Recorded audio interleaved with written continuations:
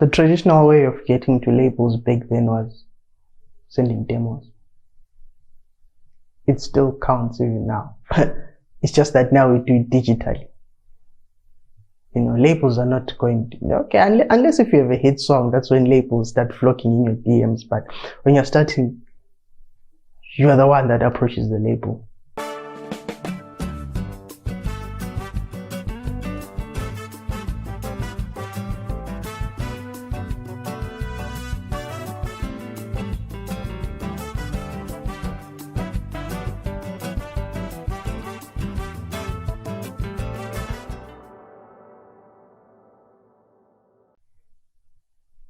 As much as we feel like we do that DIY, do-it-yourself mentality that people have, you need other people to get you in spaces where you can't get. And the only way for you to be able to do that is try and have a product that's not just fit for the market you're in. Like, say, just because I'm in Zimbabwe or Bulawayo, I can't produce techno or electronic music. No, that's why we have the internet. You know, it brought everyone closer. You know, so it's a matter of just going out there, networking, and having a product that can have people relate from different spaces of the world, but in that Afro house or techno community. So yeah. I met Vesta in 2018. By that time, I was still producing GOM. Yeah. So the guy was like, you know what, GOM is the it thing now, but later on, it won't be. You know, that was back in 2018. And by that time, it was Distraction Boys, right? Yeah. So I was like, okay, so what's it? So then he sent me some videos. I got Black Coffee, now Shimza. Of course, I was following those guys by then, but he was like, these guys have been relevant for a long time. You know, house music evolves. That's the nice thing about house music. It evolves. So it's like, can't you try and make something like this? You know, showing me the music they were playing and stuff. That's when I moved. That was 2018. People won't believe this, but it was La Vie Mali with MJ. That's how I met Vesta. Yeah, it was that was the song that got everyone's attention. Okay, so if this guy can switch from Hozayimi, a song that I did the previous year, to this, what else can you do? So that's when Vesta was like, Vesta already knew MJ, so I was like, can you try doing this type of house? Then came Ghost. Yeah. So the breakthrough was La Vie Mali. Okay, initially Ghost was a GOM song before I turned into that whole sound. The foundation of the song was a GOM song. Then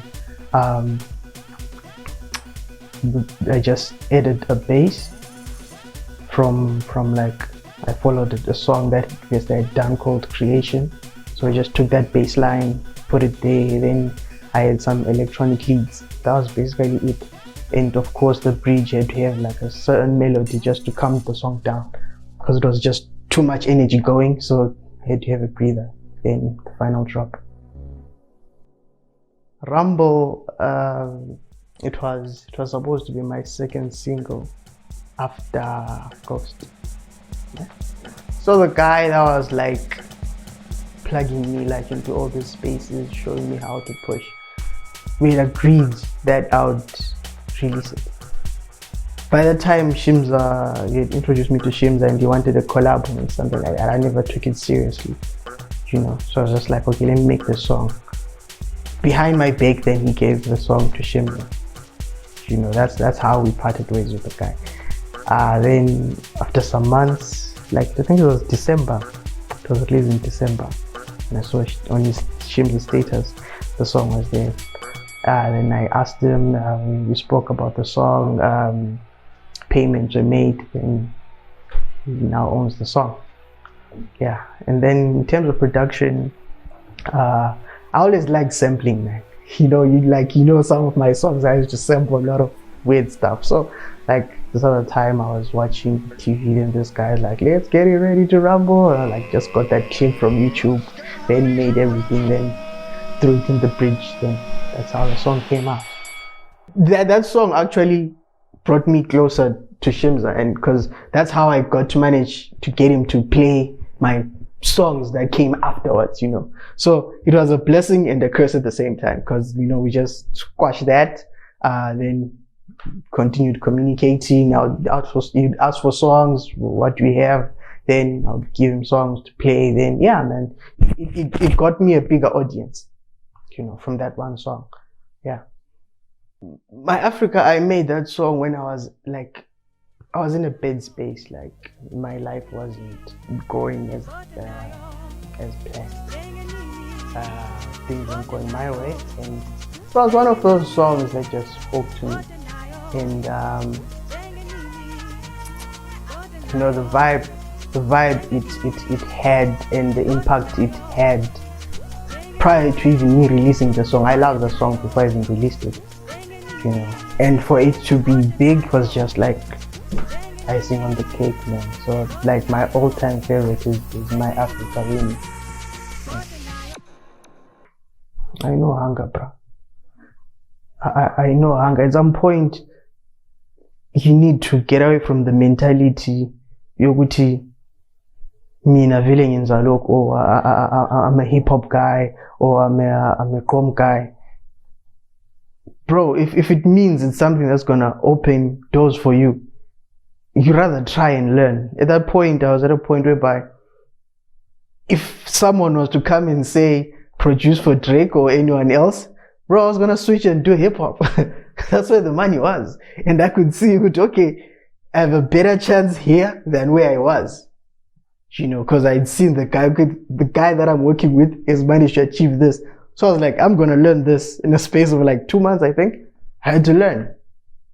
I couldn't just say, no, I don't do this. Imagine if I had done that, I would have missed an opportunity. So no, I had to learn. You adapt, bro, to survive. From seeing other people, not to name names, like other people like in Konapa or Blawa, like how they took music. To them, I think at some point they took it as something, as a hobby. Some took it as something for fame or just to push time. But I realized that I could make something out of it when my music was being played outside of Zim. Like, okay, so if I can manage to push music out there, maybe I can get like a few sales online, maybe I can ghost produce for some people, or maybe I can charge people for collabos, you know. So when I sold my first beat, and like when I sold like some beats in 2018, and people actually paid, you know, getting that message on World Remit, like your money's there, like, okay, like I can actually live from this, you know. So it wasn't like something that I'd anticipated, you know, but I just felt like, yeah, bro, like this is what's there.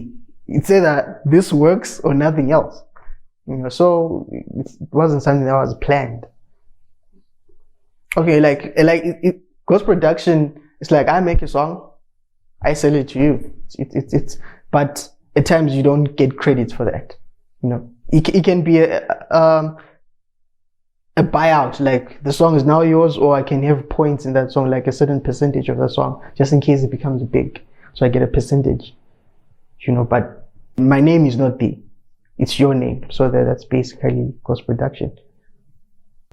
Like, let's say I put out music prior to having hits in between there. Before I put out music, I need something to survive, you know. Like this past lockdown, money was made, bro. Like if there was no gigs, you imagine like you're waiting for streams, and streams maybe get them like after 6 months, or you might not make those sales. But with ghost production, someone might give you maybe like, I don't know, for example, maybe 200, 350, then you can survive for those months with that money, as compared to like waiting for your next gig or your next paycheck, if it ever comes.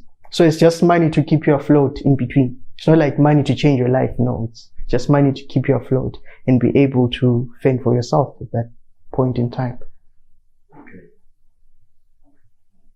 Well, the first thing that people need to grasp is their surrounding. Location. Where are you? The money that I charge when I'm booked, like let's say when I'm playing major events, is not the same money I'll charge money Celeng Amajita, or it's friends, or let me say it's someone that's been with me in the industry from long back and is trying like his luck. You need to be aware of that. At times, people will run for money and say, Philip, pay me this much, transport Gigi. But you can see the guy is trying also.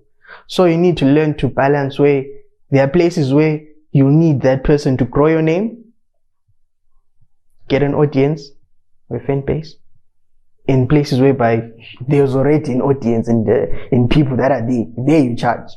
But if it's someone that's not certain and sure, yeah, we can grow. Because at the end of the day, like I said, networking is important. I'm networking there. I'm getting the people you know from an event, like, because I'm going to play my own music. You're like, okay, whose song is that? So you need to learn to balance whereby, what do I benefit? It might not be money, but it might be people.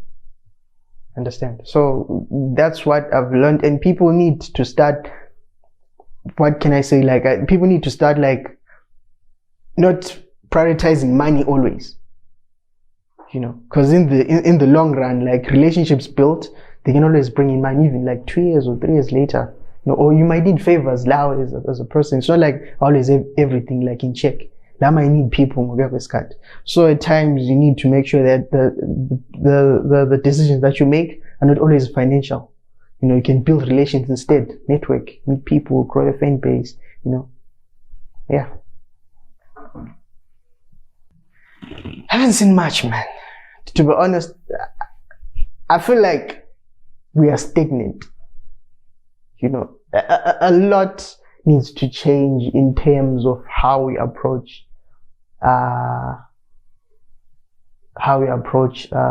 business. Because from the time I started DJing, imagine there's still no DJ equipment in clubs, man. So we still get a player in private events, of which that's embarrassing. How can guys be having a player and you use a player but you go to a club, a full-fledged club, like, they're no DJs, man. Like, I feel like we're just stagnant, bro. There's a lot that needs to be changed, and artists need to be taught how to put themselves out there. Like, I remember meeting one artist that didn't know what a tech writer was. I was like, what? Even boys in the hood know that, and you've been on so many shows, you don't know what a tech writer is. So I feel like people need to be educated, you know, need to have seminars, DJ seminars, production seminars, you know, and yeah, man, there's a lot that needs to be done. For now, I feel like we're just stagnant. You are going nowhere fast at the moment. So yeah, like I said, you need to be aware of the environment that you're in. First and foremost, you need to know, okay, I'm in Zimbabwe. What affects me? And what can I go around? What do I need to do to solve? Because all of this is solving problems. You know it. It's all about solving problems to get to the next stage. You know, okay, there's load shedding. You can't blame load shedding because it doesn't happen 24 hours. Understand? You know, a few months back, Spotify wasn't in Zim. What are you going to do to get around that curve? There's always a solution. So I feel like if people really put their minds into it and actually say, okay, let's say you give yourself a target and say, okay, I need to get like 3,000 followers on my Facebook. What can I do to get there? Those are the questions that you should be asking yourself. I'm not getting played on radio. What can I do to solve this problem? Okay, you're not getting played on radio. Jump on YouTube. You're not getting enough viewers on YouTube. Try Spotify. Try iTunes. There is always a solution, bro. You know, so I think as a person, it's first looking at where are you, and then solving each problem step by step. You know, it's like even the case of collabos. Collabos are not necessarily just done. They need to build you. They need to open spaces or at least get you some followers from that person. That's why I just don't do collabos, because I need to benefit from it. So in terms of that, artists need to understand what, like, whatever you do has to be beneficial to you in some way. It may not be now, it may not be tomorrow, but it has to benefit you in some way. Understand? So yeah, I feel like basically that's what we need to focus on as artists. And there is no like one formula or one, what can I say, or one method of getting up there, you know. So I've been on like so many compilations. Like in 2019, I lost count of how many compilations I was on. But the upside from that was I managed to get on so many people's pages and spaces, and I was exposed to a lot of like traffic that was on those particular labels, you know. So by that, it's more like advertising. You know, like I was saying, some things they get beneficial more like after some time. So getting on compilations, it's good because you do not know what like it distributor ili reaching kapanan. You know, it's traffic yakinjan. Because one thing, traffic is important. Like I saw a question in the morning about you posted about YouTube and stuff. So compilations are good because they're gonna reach a wider audience, because they are Skyfa, Gulami, Skyfa, Labantu Bake, Ryan, Labantu Bake, Lamam, and Gulami Labantu Bamila, where they benefit with, okay, and Nitefreak is there. Okay, who's there with Nitefreak? Understand? And then collabos, like I said, I need to know what, okay, maybe like following Yaki serious with Facebook. Lama can tap in and maybe grab like 100 from that person and get them with me. So you have to benefit somehow. If it's not money, it needs to be something. You know, so don't be afraid to actually say, okay, I'm working with so and so. If it's beneficial, do it. If it's not, be kind enough to be honest, like, this won't work, I'm busy. Yeah. Even get to mastering and mixing and what. It's the composition that matters. Bro, if you can't make a loop that is 30 seconds that you can listen to the whole day, then forget. Because what's important is just like, for some genres, it's just like that 15 seconds, that one loop. Because basically a song is just a loop that has been structured in different ways and like it's progressions and stuff, but that one loop that has groove. Like for radio, I would suggest that having a nice melody, something that will catch the listener's attention maybe in the first 30 seconds. Because there's so much music out there. So I feel like that 30 seconds or 15 seconds, if you have a good loop that you can listen to the whole day, then you're done with your song, man. It depends. I feel like that depends on what genre. One, genre you do. Two, what role you play as an artist. Are you a producer? Are you a singer? Are you a songwriter?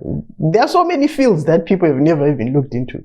So, like, I feel like groups for one, Facebook groups, blogs, mailing lists, having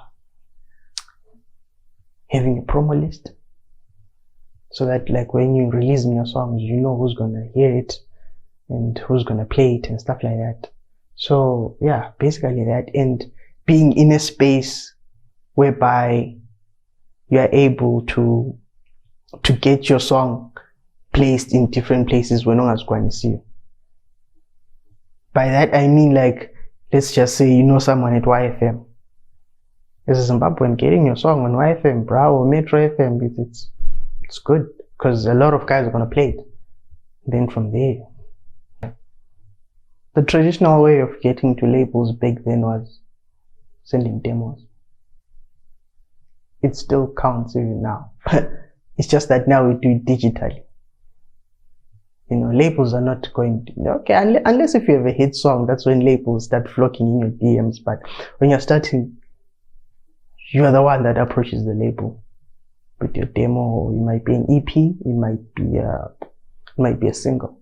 Like I remember my first ever demo that I sent was to Union Records called Paranoid. That was my first ever. Like I just woke up one morning. I was like, you know what? I need to find another way to push beyond SA. Because that was an Italian record label. So I just like woke up one morning, went to their Facebook page.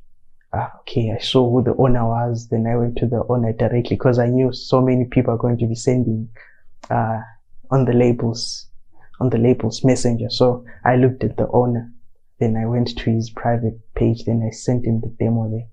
So I attached it on SoundCloud and made a private link.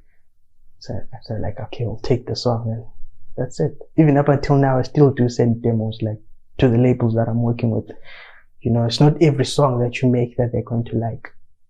You know, which that's heartbreaking, but it's something that you have to be acquainted to. You know, because Labo, they have a certain type of music that they can push and a certain audience that they have with a certain taste of music. Understand? So demos, still the best, and hip hop guys can still send demos. There are a lot of indie record labels. You know, start small. Don't always aim big and always wanna, unless if you're that ambitious, man. It's just that I've always seen taking a cautious approach when it comes to building my brand. You know, start small, start with the small labels and grow and learn, because they are patient to tell you what you are doing wrong at that point. As compared to big labels, they expect you to know so much, and they don't have time to mentor you and tell you, no, when you're mixing or when you're sending stuff for mastering, you have to do this. They don't have time for that. But with smaller labels, they'll tell you, I know, pre-master yako has to be like 6 dBs lower, stuff like that. So they have time for that. So you grow with them, then bigger labels come, move to the next label and stuff like that. But you're still sending demos. Okay, back in 2018, 2019, I would send one song to maybe like 4 labels. Then if they all reply, I'd look at their pages and be like, okay, so how, you know, who's got more traffic, who's got more juice, who can push me more. So I would go with the label that is more established, you know. Of which that's wrong. So someone when Kuza said, you know, you need to stop this, because at times it creates beef, because one person who's like 2 months later, then that song is released on another label, then that guy has that song, like, bro, like what the hell, like, my guy, me, I'm trying to make money here, so I'm trying to grow. Yeah, so I would send one song, maybe like 4 labels. Then if they all reply, then I see it, okay, how much juice does this label have?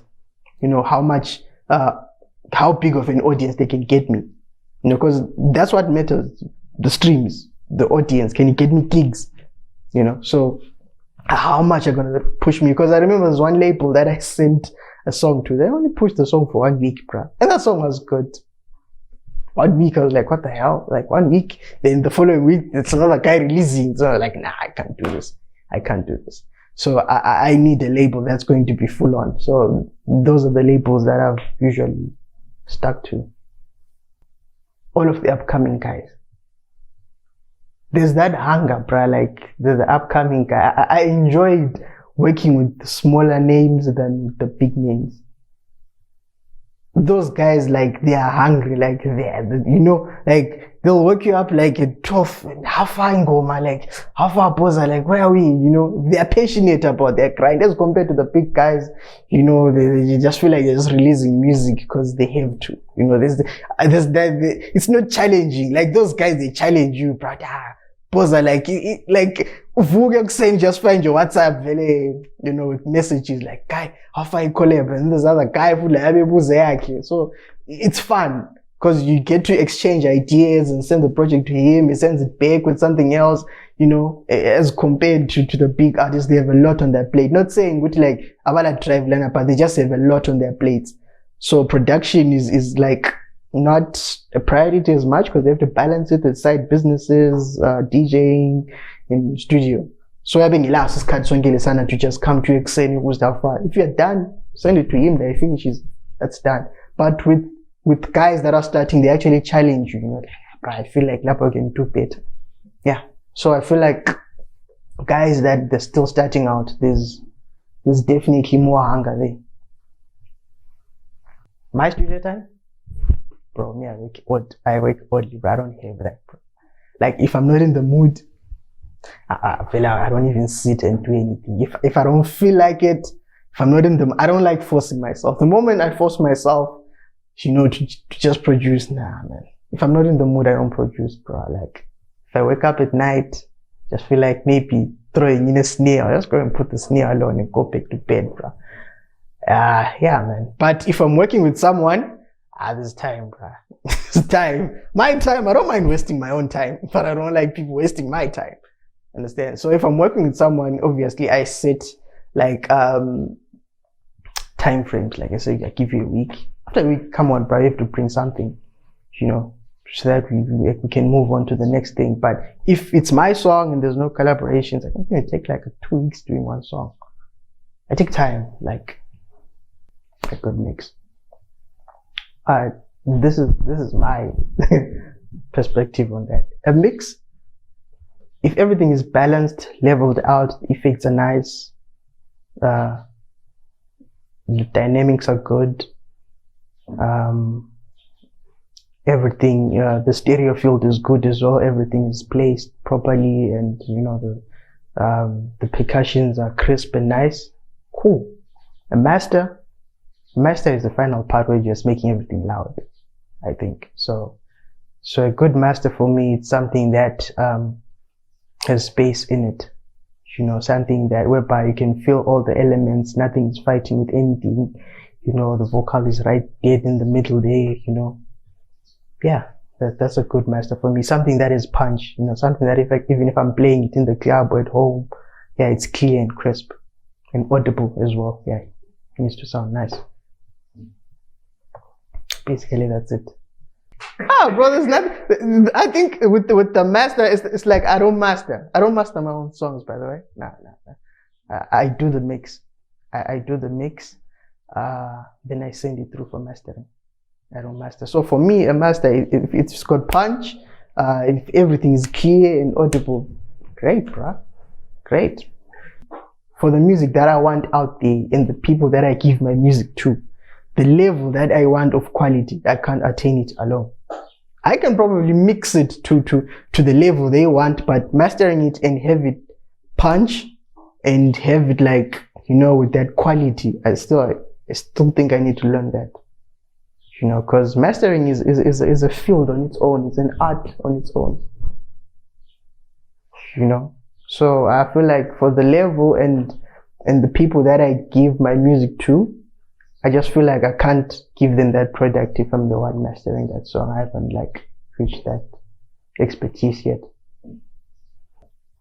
I've always liked the idea of doing what others haven't done. That's what I like doing, I don't mind taking no's. It's something that I've never. Rejection and being turned down. So with collabos, I'm not afraid to go up into someone's DM like, my guy, you need to work. If he says yes, if he says no, that's it, bro. So with collabos, I was just looking at, when I get my Spotify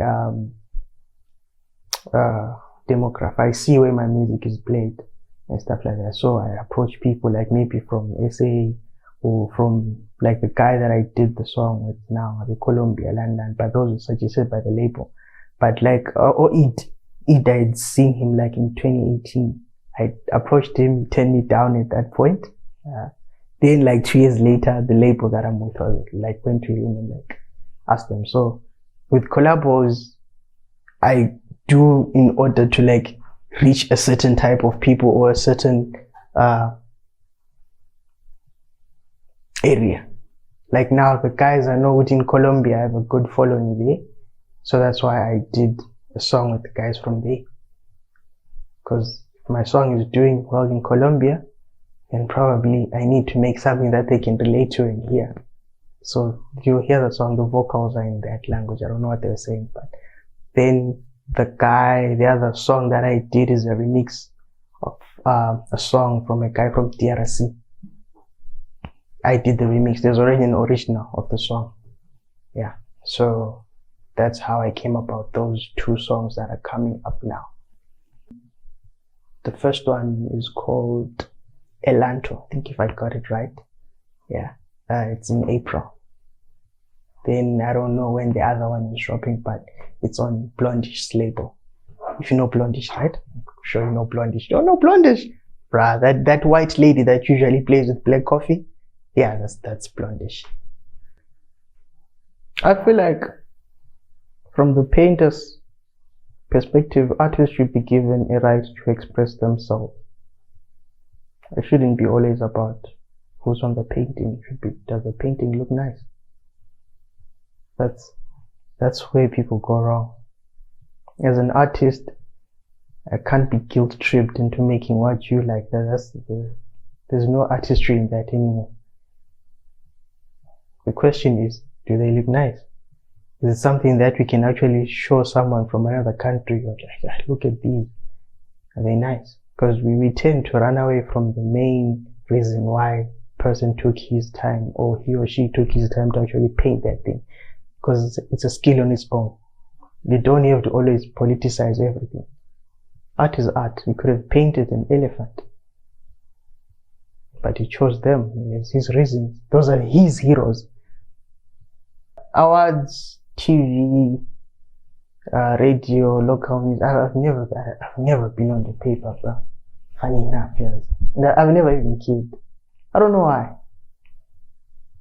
The only time I was nominated was in 2017 for a song on Sky's Metro FM Awards.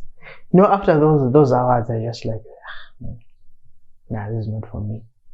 I need to find other means to get my name heard out there. And besides, bro, like I said, whatever I do, I feel like it has to move me from one place to another, like one position to another. Like, let's say I was at 5. Whatever I do, then needs to move me to 6 or 7. You know, it needs to be progression. I can't be always stagnant. So if maybe I had seen someone that had gotten an award, maybe starting to get gigs out of the country or getting endorsement deals, yeah, I would push for that, you know, to get my name in the awards, but I haven't seen that. So it's something that has never been a priority to me, you know. Awards, from my own point of view, I feel like awards should make one grow. As much as they say they are doing it to celebrate their artists in the city, yeah, we get that, you know. People celebrate us every day by listening to our music and streaming. But as much as awards, I feel like they should elevate someone. It shouldn't be just something that you can just take, display, then that's it. Nah, I feel like they should come at least with growth. You know, I can't be having like 8 awards ending, but be still stuck in the same position I was like 2 years back. Like, what are we doing here? You know, it needs to come with growth. There was once a Cube Studios before I came. It failed. So when we came into the picture, that was me and Bryce, very close friend of mine, by the way. That's like my day one. Not my day one as such, but he's my homie. That one is my homie. So we made a friend. Should I? Yeah. Okay. So we made a friend, Mduduzi Ncube. He was a close friend at that time. So we were tired of, you know, waiting for gigs, waiting to be booked. So we're like, okay, can we start something of our own, you know, using your brand? And then the guy agreed. I think the reason why he agreed, he didn't think it would be much, you know. So by that time, Bryce had serious juice, man. Bryce had serious juice, man. So Bryce was like, okay, let's approach clubs. We started small, you know, Sisenza Aboma, about a 40-40, Horizon, you know, there wasn't much attendance, you know. We started small. It wasn't big when we started. But Mokuya was cut, you know, through interaction, through WhatsApp, and, you know, we got some other guys to join us. It just went boom, just went boom. Now, when everything was going well and nice, I think, I don't know if it was greed or it was jealousy. I can't put a finger to it, but there were some disagreements when it came to how we wanted to handle the brand when it blew up, you know. I, for one, like personally, I don't know what like the other guys that I left with, but for me, I felt like, you know, I was now building somebody else's dream. You know, financially, it wasn't going the direction that I wanted, but I could see the money coming in. Like, okay, the money is coming in, but where's my piece of the pie, you know? So I was like, nah, I can't do this. I can't do so. I still wear the Cube Studios brand at home, like when I'm going to bed at times. I'm messing with you, bro. Anyway, like I said, I felt like we had disagreements on where we wanted the label or the brand to go after that. Because remember, we were DJs, né? The guy was in another field. So I felt like And like money, by the way, me, I like money, but I think that's where the issue is always with a lot of people, money. So I felt like, okay, I'm putting in this amount of work. I should be at least getting something that I can take home. And I wasn't getting that at that time. Yeah, bro, we're having fun and stuff like that, but when growing any younger, bro, you know. So prior to Cube Studios being there was a Nitefreak, bro. So I needed to focus on myself now and be like, because I wasn't growing, they were now growing the brand instead of ourselves. At least the brand should have been growing like this was cooler individually, you know, and managed to show something for it when you go back home. Yeah. So I felt like it was mismanagement of the whole thing. Like what, my Spotify playlist or my DJ playlist, but like, oh, two different worlds, my friend. What I listen to at home is not what I play there. Okay, like what I listen to at home, I'll start with what I'm listening to at home. Right now, who's on my playlist? Right now, I think Prince KP, because he released an album. So I think Prince KP, this guy called, this Francis Messier, Black Motion, yeah. Oh, G Master Shyne, Silver, who else? Kususa. Yeah, that's what I'm listening to that's inspiring my sound. You know, yeah. Then at home, vocalist Boza, you know, vocalist Kabza, Murphy Cubic, who else is producing some nice gems for me? There's this girl called Kyla Black. I don't know if she's got some nice songs, but you know, the exclusives because I got them from the producer, but she's good, bro. Ryan, oh, I love that. That EP, there's the song called Yewole, yeah. That's what I'm listening to when I'm at home. And a bit of old school, Abumafizolo and stuff, yeah. My best local artist. House, okay. My best local artist for now, artist that can say like, oh, I forgot ASAP on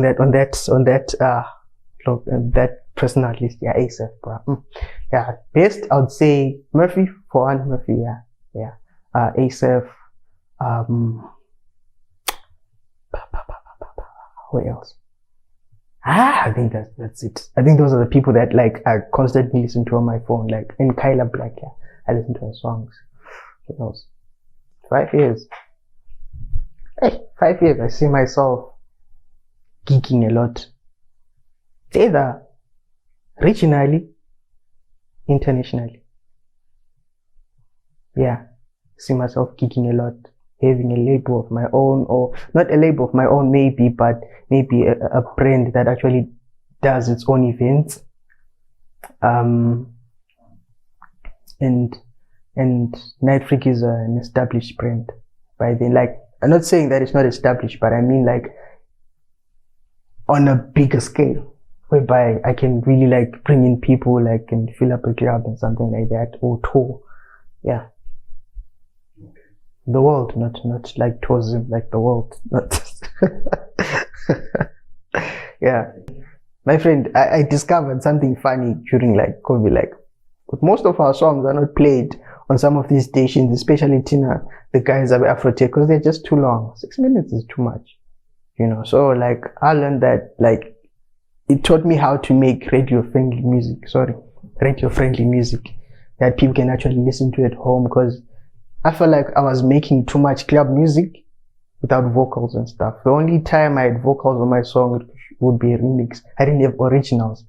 No, I did, but they weren't that much and I wasn't focusing on them. So I learned that to make radio-friendly music, where I just have someone throwing vocals and, you know, put it on radio and make shorter edits of the songs. So that's really what I was focusing on during the lockdown. Okay, so alright, I'm on Twitter, Facebook, Instagram. Everything is Nitefreak DJ. More letters. Nitefreak, spelled N-I-T-E. Freak, one word. I don't know why people always like space and like have the night here, then the freak there. It's also visual as well. It's just one thing. Nitefreak. Then the DJ right there as well. That's on Instagram, Facebook, Twitter. That's the handle. Then What else, man? I'm on all platforms, bro, all DSPs. I'm everywhere. I'm not saying anything to my friends, by the way. But stay. Yeah. I'm messing with you, bro. Ah, man, I'd love to, like, I'd like to thank everyone for the support, man. Like, there wouldn't be a Nitefreak brand without people, bro. Like, like, especially the people that stuck with me when things were like bad when I was starting, shout out to those people, man, because it's never been a rosy road. So I like to say shout out to everyone that buys the music, attends the gigs. Shout out to the new fans that I got last December. I got a lot of fans last December. Thanks to those gigs, you guys are inviting me. So shout out to all those people that attend gigs, stream the music. Thank you so much. Your support is very much appreciated.